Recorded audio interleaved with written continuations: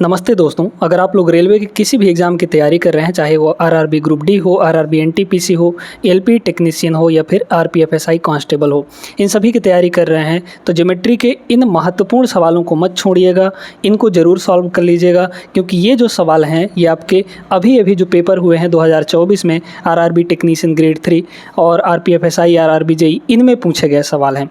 तो इनको सॉल्व करना ज़रूरी है और इनका कॉन्सेप्ट सीखना बहुत ज़्यादा आवश्यक है। तो आज के क्लास में हम लोग ऐसे ही महत्वपूर्ण प्रश्नों को लेकर आए हैं और इनका कॉन्सेप्ट बेहतरीन तरीके से हम लोग सीखेंगे ताकि इन कॉन्सेप्ट पर आगे आने वाले सवाल आपसे बन जाएं और बहुत कम समय के अंदर बन जाएं। ज्योमेट्री के अंदर दोस्तों आपको डायग्राम समझना होता है। डायग्राम अगर समझ में आ गया, डायग्राम बन गया आपका, तो आधा सवाल वहीं पर सॉल्व हो जाता है। ठीक है, तो चलिए शुरू करते हैं इस क्लास को। क्लास में शुरू से अंत तक ज़रूर बने रहिएगा। और ये आपकी जो क्लासेस है, आप सभी लोग बोल रहे थे कि बाइलिंगुअल लाइए, यानी कि दोनों लैंग्वेज में क्वेश्चंस को लाइए, तो यहाँ पर दोनों लैंग्वेज में क्वेश्चंस आ चुके हैं। अब यहाँ पर आपको कोई दिक्कत नहीं होगी। तो पहला जो सवाल दिया है वो दिया गया है कि PQRS समलंब चतुर्भुज, एक समलंब चतुर्भुज है यानी कि ट्रेपेजियम है, जिसमें QR और PS जो है वो पैरेलल हैं तथा PR और RS जो है वो बराबर दिए गए हैं। ठीक है, फिर कह रहा है यदि PQR 96 है, QPR यहाँ पर 34 डिग्री है, तो यहाँ पर PRS का मान कितना होगा। बहुत अच्छे से समझिए इसको। पहले जैसा सवाल में कह रहा है उसी हिसाब से हम लोग डायग्राम बना लेंगे। क्या कह रहा है, QR जो है PS के पैरेलल है, ये तो हमको समझ में आ गया। ठीक है, फिर यहाँ पे बोला जा रहा है कि PR जो है वो RS के बराबर है, तो हम लोग यहाँ पे देखते हैं कि ये हो गया हमारा PS। ठीक है, क्योंकि PQRS इस तरीके से ट्रेपेजियम हमारा बनेगा।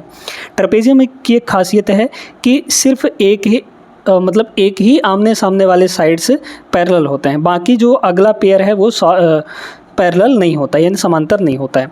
तो ये हो गया। अब यहाँ पर देखिए आपको दिया गया है कि PQR जो है 96 डिग्री है, तो PQR 96 डिग्री ये हो गया आपका। ठीक है, यहाँ पर कुछ इस तरीके से 96 डिग्री ये हुआ है ना, ये तो P हमारा यहाँ हो गया, P हमारा यहाँ हो गया और Q हमारा यहाँ पर हुआ और R हमारा यहाँ पर हो गया। ठीक है, यहाँ तक समझ में आ गया होगा। तो PQR ये आपका 96 है, क्योंकि 90 से थोड़ा सा ज़्यादा बनेगा। फिर यहाँ पर बोला जा रहा है कि QPR यानी ये आपका 34 डिग्री है। फिर कह रहा है कि इसमें जो PR है वो RS के बराबर है, तो PR जो है RS के बराबर होना चाहिए। ठीक ना, तो हम लोग इसको थोड़ा सा इधर और बढ़ाते हैं और इसको दोनों को बराबर करते हैं, क्योंकि ये PR हुआ और ये आपका RS हुआ। ठीक है, तो ये आपके दोनों यहाँ पर बराबर हो चुके हैं। ये पॉइंट आपका S होगा, ये हुआ यहाँ पर S। अब कह रहा है कि PRS का मान बताइए। PRS यानी ये वाला एंगल हमको बताना है दोस्तों। अच्छा एक सेकंड, यहाँ पर जो QPR है ये वाला एंगल, ठीक है, ये छोटा वाला एंगल आपको दिया है, पूरा एंगल 34 डिग्री नहीं दिया है ना। तो यहाँ पर ये आपका 34 डिग्री है। बहुत आसान सा प्रश्न है, समझते जाएंगे तो बन जाएगा। ये आपका 96 डिग्री है, 96 डिग्री है।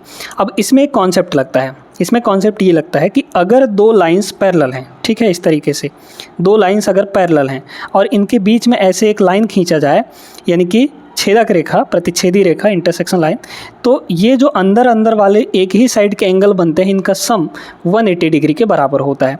तो हम यहाँ पर कह सकते हैं कि ये 96 मतलब PS और QR जो हैं ये दोनों पैरेलल हैं। ठीक है, PS और QR पैरेलल हैं, तो ये 96 और ये 34 और यहाँ पर एक और एंगल ले लीजिए X, तो X प्लस 34 और प्लस 96 ये तीनों मिलकर किसके बराबर होगा, 180 डिग्री के बराबर होगा।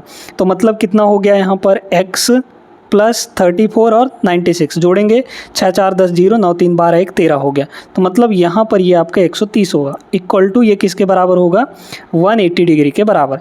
तो यहाँ से X की जो वैल्यू आ गई वो 50 डिग्री के बराबर है ना। ये जो वैल्यू है यहाँ पर ये 50 डिग्री के बराबर है। अब ध्यान से समझिए, यहाँ पर आपको ये दिया गया है कि PR जो है ये और ये दोनों साइड बराबर हैं। ठीक है, तो इक्वल साइड्स के सामने के एंगल इक्वल होते हैं। ये वाला इक्वल साइड है तो इसके सामने 50 डिग्री है इस वाले ट्रायंगल में, और इसके सामने भी आपका 50 डिग्री होगा। मतलब यहाँ पर भी आपका कितना हो जाएगा दोस्तों, 50 डिग्री के बराबर होगा कि नहीं, है ना। समझ पा रहे हैं कि नहीं इस चीज़ को, यहाँ पर 50 डिग्री। ठीक है, ये आपका 50 डिग्री हो गया। चलिए अब बताइए त्रिभुज के अंदर तीनों एंगल का सम कितना होता है 180। तो ये एंगल और ये एंगल मिलकर 50 है, 50 50 100 हो गया। 100 में कितना जोड़ दें कि 180 बन जाए, तो यहाँ पर कितना होना चाहिए 80 डिग्री होना चाहिए। बस आ गया हमारा आंसर, है ना। तो 80 degree is the correct answer. Option number C यहाँ पर बिल्कुल सही जवाब हो जाएगा। बहुत बेहतरीन प्रश्न था, आई होप सभी को समझ में आ गया होगा। अच्छा प्रश्न था ये। देखिएगा यहाँ पे दूसरा सवाल क्या दिया गया है इसमें। समांतर चतुर्भुज ABCD में AD और AC के मध्य बिंदुओं को मिलाने वाली रेखा की लंबाई 2 यूनिट है।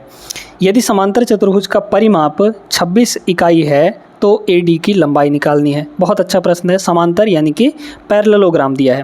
अब पैरेललोग्राम में क्या होता है, पैरेललोग्राम में आमने सामने के एंगल इक्वल होते हैं, आमने सामने के साइड्स इक्वल होते हैं, आमने सामने के साइड्स पैरेलल होते हैं, ठीक है। तो यही है हमारा पैरेललोग्राम। तो कुछ इस तरीके से बन जाएगा। ये हो गया हमारा, इसी के पैरेलल एक और बना लीजिए इस तरीके से, ठीक है। फिर यहाँ पर ये हो जाएगा और यहाँ पर ये हो जाएगा, ठीक है।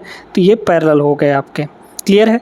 अब इसमें कह रहा है कि AD और AC के मध्य बिंदु, देखिए तो यहाँ पर हुआ हमारा A, फिर यहाँ पर B और यहाँ पर C, ठीक है, और यहाँ पर D। तो AD और AC, AD मतलब ये मध्य बिंदु और AC का मतलब यहाँ पर ये वाला, ठीक ना, यहाँ पर ये AC हो गया। तो इसका मिडिल पॉइंट, इसका मिड पॉइंट ये वाला, इन दोनों को मिलाने वाली रेखा की लंबाई 2 इकाई है। तो यहाँ पर इसको मिला दीजिए इन दोनों को, तो इसका जो दिया गया है लंबाई वो कितना है 2 यूनिट है। फिर क्या है, यदि समांतर चतुर्भुज का परिमाप मतलब टोटल वो दिया गया है 26 इकाई, तो AD की लंबाई कितनी होगी ये वाली हमको बतानी है, ठीक है। टोटल 26 इकाई दिया गया है दोस्तों, बहुत अच्छे समझिए इसको। अब यहाँ पर लगने वाला है एक थ्योरम। ये थ्योरम हम आपको पढ़ा चुके हैं, है ना, पिछले के ज्योमेट्री के क्लासेस में। थ्योरम क्या है यहाँ पर कि अगर एक ट्रायंगल के अंदर ACD ट्रायंगल में देखिए, अगर एक ट्रायंगल के अंदर किसी भी साइड्स के पैरेलल मध्य बिंदुओं को मिलाने वाली रेखा खींची जाए, तो यहाँ पर भाई देखिए ना, ये जो मध्य बिंदुओं को मिलाने वाली रेखा है यहाँ से लेकर यहाँ तक, ये इसके पैरेलल ही होती है ना, हमेशा पैरेलल होगी। तो जो ये छोटा वाला लंबाई है उसका डबल यहाँ पर ये पैरेलल लाइन होता है, ठीक है। तो 2 का डबल यहाँ पर ये DC हो जाएगा, यानी कि 4 यूनिट हो जाएगा। ये 2 यूनिट है तो ये 4 यूनिट होगा। ये कॉन्सेप्ट्स आपको याद रखने पड़ेंगे, नहीं तो नहीं बनेंगे सवाल, है ना। तो ये 2 है तो ये पक्का है कि 4 होगा। अब आप जानते हैं कि पैरेललोग्राम में आमने सामने के साइड्स इक्वल होते हैं, तो ये 4 है तो ये वाला भी 4 होगा। AD हमको नहीं पता तो इसको मान लीजिए X, तो BC भी X होगा हमारा। अब इसका कह रहा परिमाप का मतलब क्या हुआ, चारों भुजाओं का योग, है ना, पूरा बाउंड्री। तो 4 + 4 यानी कि 8, 8 + x + x यानी कि 8 + 2x, 8 प्लस यहाँ पर x + x 2x, इन सब की वैल्यू दी गई है कितनी 26 के बराबर। तो 2x की वैल्यू यहाँ से कितनी हो गई, यहाँ पर 18 हो गया। तो x का वैल्यू कितना हो जाएगा 9 के बराबर हो जाएगा कि नहीं, बिल्कुल। तो 9 इकाई AD की वैल्यू 9 इकाई आ जाएगी। ऑप्शन नंबर D आपका सही उत्तर होगा। बहुत बढ़िया प्रश्न था, उम्मीद करते हैं आप सभी लोगों को समझ में आया होगा। आगे चलते हैं क्वेश्चन नंबर 3 पर। अगला सवाल यहाँ पर देखिएगा, बहुत अच्छा प्रश्न है। एक वृत्त की परिधि ज्ञात कीजिए जो 7 सेंटीमीटर भुजा वाले एक वर्ग के परिगत बना हुआ है, ठीक है। तो 7 सेंटीमीटर भुजा वाला एक वर्ग है, इसके परिगत माने इसके बाहर एक वृत्त बनाया गया है सर्कल, उसका सरकमफेरेंस निकालना है, ठीक है। तो समझिए इसको, देखिएगा यहाँ पर एक वर्ग है, ठीक, यहाँ पर ये एक वर्ग है। अब इसके चारों तरफ अगर हम एक सर्किल बनाएं चारों पॉइंट्स को मिलाते हुए, तो ये जो है यहाँ से लेकर यहाँ तक जो डायगोनल है यही आपका व्यास के बराबर होगा। व्यास मतलब डायमीटर के बराबर होगा, इतना ध्यान रखिएगा आपको, है ना। तो इसके किनारे किनारे अगर हम एक सर्किल बना दें तो ये जो इसका डायगोनल है ये सिर्फ किसके लिए लागू होगा, ये सिर्फ स्क्वायर के लिए लागू होगा, ठीक है। इस चीज़ को भी ध्यान रखना। तो इसका जो विकर्ण है वही आपका डायमीटर बनेगा। अब इसका सीधे सीधे विकर्ण निकाल लीजिए। तो ये भी 7 है यहाँ पर, है ना, ये भी 7 है, ये भी 7 है। तो ये कितना होगा √2a हो जाएगा। और √2a का मतलब क्या हुआ, √2 × 7, है ना, यानी कि 7 √2 हो गया, ये हो गया। अब इसमें आपको डायमीटर तो मिल चुका है, अब आपको क्या निकालना है, परिधि निकालना है। तो डायमीटर हमारा कितना हो गया, डायमीटर यहाँ पर ये हो गया तो 2πr, है ना। परिधि कितना होता है, सरकमफेरेंस यहाँ पर 2 पाई आर या फिर पाई इंटू 2r लिख सकते हैं, पाई इंटू 2r लिख सकते हैं। 2r का मतलब क्या हुआ, डायामीटर, ठीक है। तो यहाँ पर पाई की वैल्यू दिया गया है 22/7 रखना है और मल्टीप्लाई 2r की वैल्यू कितना है 7√2 है, यहाँ पर 7√2 है यहाँ पर, ठीक है, क्योंकि डायमीटर 7 से 7 कट गया, 22√2 आ जाएगा। तो 22√2 दोस्तों यहाँ पर करेक्ट आंसर होगा ऑप्शन नंबर बी। समझ में आया? आगे चलिए। अब ये जो सवाल है बहुत सिंपल सा है लेकिन ज़बरदस्त है। दो समांतर रेखाओं को एक ट्रांसवर्सल द्वारा प्रतिच्छेदित किया जाता है। ऐसा कि एंगल ए और एंगल 2 है ना, एंगल फर्स्ट और एंगल सेकंड अल्टरनेट आंतरिक कोणों का जोड़ा बनाते हैं, आंतरिक कोणों का पेयर बनाते हैं, अल्टरनेट एंगल है। यदि M measure of angle first 75 degree है तो मेजर ऑफ एंगल सेकंड क्या होगा? आप चाहें तो इसको सीधे सीधे टिक कर सकते हैं, यहाँ पर 75 डिग्री के बराबर ही होगा, है ना, इसका आंसर 75 ही होगा। अब समझते हैं कैसे होगा ये चीज़। देखिए यहाँ पर क्या है, दो समांतर रेखाएं हैं, एक ये हो गई, एक यहाँ पर ये, इसको एक लाइन यहाँ पर काट रही है, मान लीजिए कि ऐसे काट रही है, ठीक है। अब इसमें कह रहा है कि अल्टरनेट आंतरिक कोण यहाँ पर, ठीक है। तो अल्टरनेट आंतरिक कोण का मतलब क्या हुआ कि जहाँ पे जेड बनता है वहीं पे अल्टरनेट एंगल बनता है। देखिए एक जेड यहाँ से ऐसे फिर ऐसे बन रहा है, एक दूसरा जेड भी बन रहा है, यहाँ से ये और ये, ठीक है। तो जो जेड के कोने कोने होते हैं, उल्टा जेड या सीधा जेड, है ना, जेड के कोने कोने होते हैं वहीं पे अल्टरनेट एंगल बनता है। तो एक एंगल ये हो गया, एक एंगल ये हो गया, तो ये हमारा एंगल फर्स्ट है, ये हमारा एंगल सेकंड है, बोला गया है ना, एंगल 1 और एंगल 2। इस एंगल 1 की जो वैल्यू दी गई है वो है 75 डिग्री के बराबर।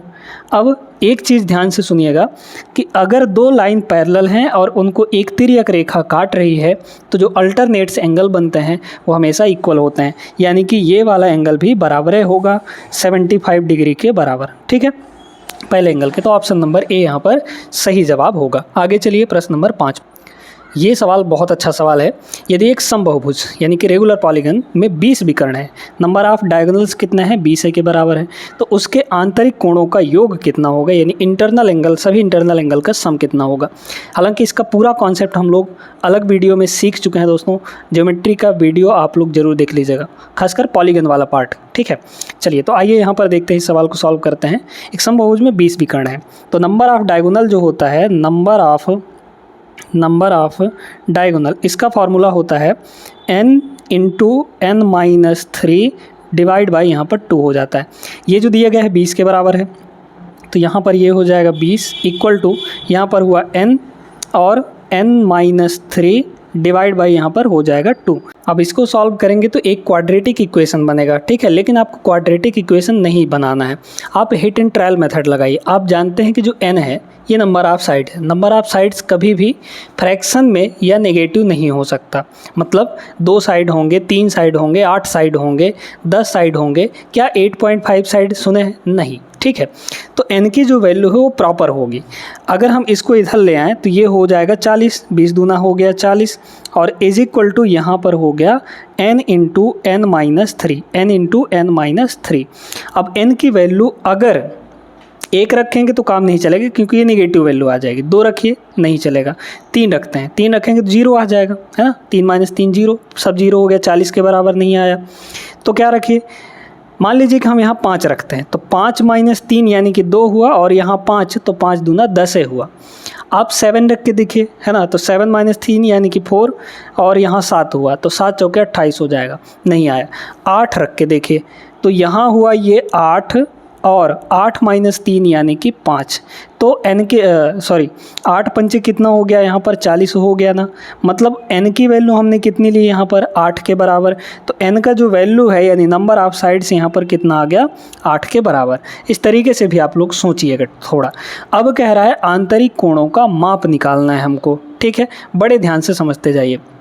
देखिए दोस्तों, एक इंटरनल एंगल जो होता है, एक इंटरनल एंगल होता है n-2 और मल्टीप्लाई यहाँ पर 180, ठीक है, n-2 इंटू मल्टीप्लाई 180 और डिवाइड बाई n हो जाता है। ये होता है एक इंटरनल एंगल। तो हमको चूंकि सभी इंटरनल एंगल का सम चाहिए, यानी कि टोटल कितने इंटरनल एंगल बनेंगे, जितने साइड होंगे, कितने साइड हैं, n साइड हैं, तो n से इसमें मल्टीप्लाई कर देंगे, तो सम ऑफ इंटरनल एंगल कितना आ जाएगा, sum of all the internal angles कितना आ जाएगा, n से इसमें इस पूरे में n से मल्टीप्लाई करेंगे तो n से n कैंसिल हो जाएगा भाई, यहाँ n से मल्टीप्लाई करेंगे तो n से n कैंसिल होगा, है ना। तो बचेगा क्या हमारे पास, n-2 और यहाँ पर 180 डिग्री, ठीक है, इतना सिर्फ बचेगा, ये आपका सम होगा। क्लियर है सभी को, इसको हटा दीजिए। चलिए अब देखिए यहाँ पर n की वैल्यू 8 है, तो 8 - 2 यानी कि हो जाएगा यहाँ पर 6, और 6 का मल्टीप्लाई ये हो गया 6 का मल्टीप्लाई 180 में करेंगे तो 18 छक्के यहाँ पर 108 होगा, मतलब 1080 degree. Option number A is the correct answer. आगे चलिए प्रश्न नंबर 6 पर। अब ये जो सवाल है ये रोम्बस का सवाल है ना। ये जो सारे सवाल करवा रहे हैं 2024 के पेपर में पूछे हुए सवाल हैं। PQRS जो है एक समचतुर्भुज है, यानी कि रोम्बस दिया गया है, जिसमें PRQ 40 है, तो PSQ बताना है हमको, ठीक है। देखते जाइए, एक समचतुर्भुज हम लोग यहाँ पर बना लेते हैं। समचतुर्भुज हालांकि स्क्वायर जैसे ही होता है, बस उसके आमने सामने के एंगल्स जो हैं वो इक्वल होते हैं, बाकी चारों एंगल इक्वल नहीं होते हैं, ठीक है। तो इस तरीके से हम लोग एक यहाँ पर समचतुर्भुज बना लेंगे इस तरीके से, ठीक है। ये हमारा हो गया एक समचतुर्भुज। अब इसमें कह रहा है कि PQRS है ना, तो यहाँ पर लिख लीजिए PQ और R और इंटू S। तो यहाँ पर PRQ यानी कि यहाँ पर हमको एक डायगोनल भी बनाना पड़ेगा। तो ये जो एंगल दिया है PRQ ये 40 के बराबर है, ठीक है, 40 के बराबर। तो PSQ बताना है, PS यहाँ पर Q, मतलब यहाँ पर इसको भी ऐसे खींचना पड़ेगा हमको। अब यहाँ पर ये एंगल हमको बताना है, ठीक है। बड़े गौर से समझिए दोस्तों, यहाँ पर आप थोड़ा सा ये दिमाग लगाइए कि हम इस एंगल के पास कैसे पहुँच सकते हैं, ठीक है। कैसे पहुँचेंगे, देखिए आप जानते हैं कि आमने सामने के साइड्स रोम्बस में पैरेलल होते हैं और इक्वल भी होते हैं, चारों साइड्स इसके इक्वल होंगे और आमने सामने के साइड्स पैरेलल भी होंगे। तो QR और PS ये दोनों पैरेलल हो गए। इन पैरेलल लाइन को PR जो है एक तिर्यक रेखा काट रही है। तो जब काट रही है तो एक यहाँ पे अल्टरनेट एंगल बना, कैसे देखिएगा, उल्टा Z बन रहा है, S से लेकर P, फिर P से R, फिर R से Q, Z बन रहा है। तो Z का ये वाला कोना और ये वाला कोना दोनों इक्वल होंगे कि नहीं, मतलब ये भी आपका 40 डिग्री के बराबर होगा। अब आप इसमें जानते हैं कि रोम्बस में जो दोनों डायगोनल होते हैं वो आपस में एक दूसरे को 90 डिग्री पे कट करते हैं, ठीक है। तो यहाँ पर ये हो गया 90 डिग्री। अब त्रिभुज के तीनों एंगल का सम कितना होता है, 180 डिग्री। तो ये ऑलरेडी 90 है, तो बाकी दोनों मिलाकर कितना होना चाहिए, 90 डिग्री।